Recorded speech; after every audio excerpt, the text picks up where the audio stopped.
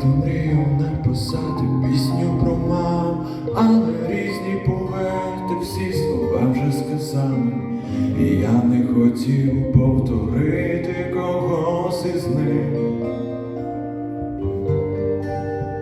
Я біля своєї мами буду завжди маленький, і як тільки покличе, прибіжу скоренько.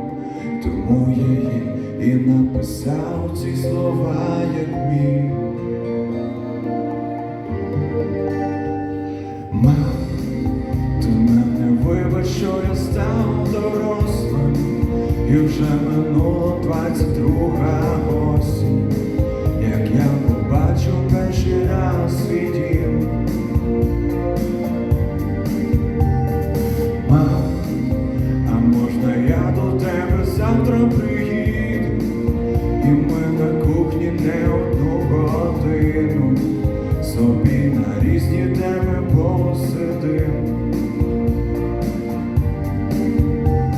Я дякую тобі за те, що я вмію, і я дякую тобі за те, що я розумію ті речі, яких не пояснюють навіть в книжках.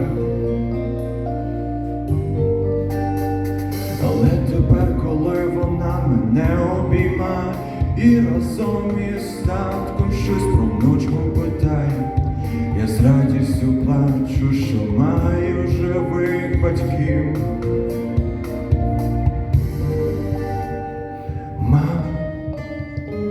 Мам, ти мене вибач, що я став дорослим, і вже минула 22-га осінь, як я побачив перший раз свій дім. Мам, а можна я до тебе завтра приїду, і ми на кухні не одну годину собі на різні теми посидим.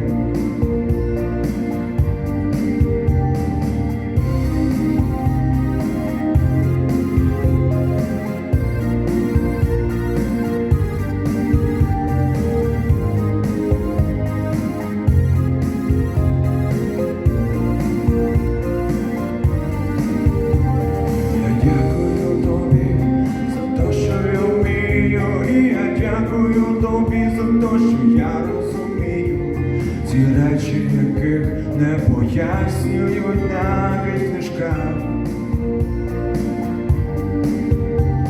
Хай буде біля тебе завжди ангел-хранитель, і я теж десь поряд буду завжди бродити, щоб не міряти наше життя в телефонних дзвінках.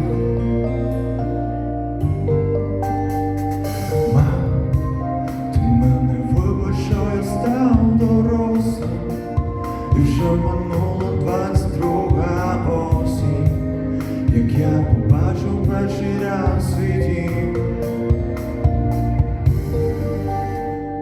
Мам, а можна я до тебе завтра приїду, і ми на кухні не одну годину собі на різні теми посидим.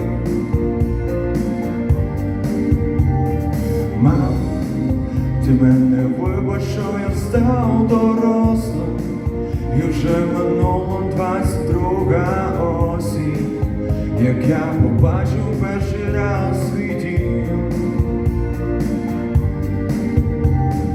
Мам, а можна я до тебе завтра приїду, і ми на кухні не одну годину собі на різні теми посидим.